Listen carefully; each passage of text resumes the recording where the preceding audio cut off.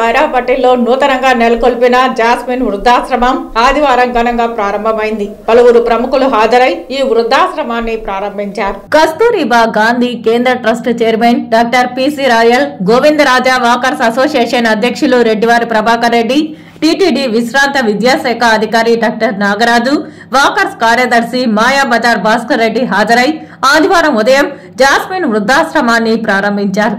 ఈ సందర్భంగా doctor PC royal మాట్లాడుతూ వృద్ధులకు, పేదలకు సేవ చేయడం గొప్ప విషయమని, సమాజంలో ఎంతో మంది వృద్ధులు నిరాదరణకు గురవుతున్నారని, అలాంటి వారిని గుర్తించి వృద్ధాశ్రమంలో చేర్పించుకుని వారికి మంచి సౌకర్యాలు కల్పించి వారికి మంచిగా సేవ చేయాలని ఈ సందర్భంగా వృద్ధాశ్రమ నిర్వాహకులను, వారి సేవా కార్యక్రమాలను కొనియాడారు. గోవిందరాజా వాకర్స్ అసోసియేషన్ అధ్యక్షులు, టీటీడీ విశ్రాంత విద్యాశాఖ అధికారి రెడ్డివారి ప్రభాకర్ రెడ్డి, డాక్టర్ నాగరాజు మాట్లాడుతూ సేవ అనే పదంలోనే గొప్ప పరమార్థం ఉందని, సేవ చేయడం గొప్ప మనసుకు తార్కారమని, ఈ జాస్మిన్ వృద్ధాశ్రమం మంచిగా అభివృద్ధి చెందాలని, ఎంతో మంది వృద్ధులకు, పేదలకు నిత్యం అన్నదానం చేయాలని, వాకర్ సభ్యులుగా ఉండడం కూడా మా సంఘానికి గర్వకారణమని తెలియజేశారు.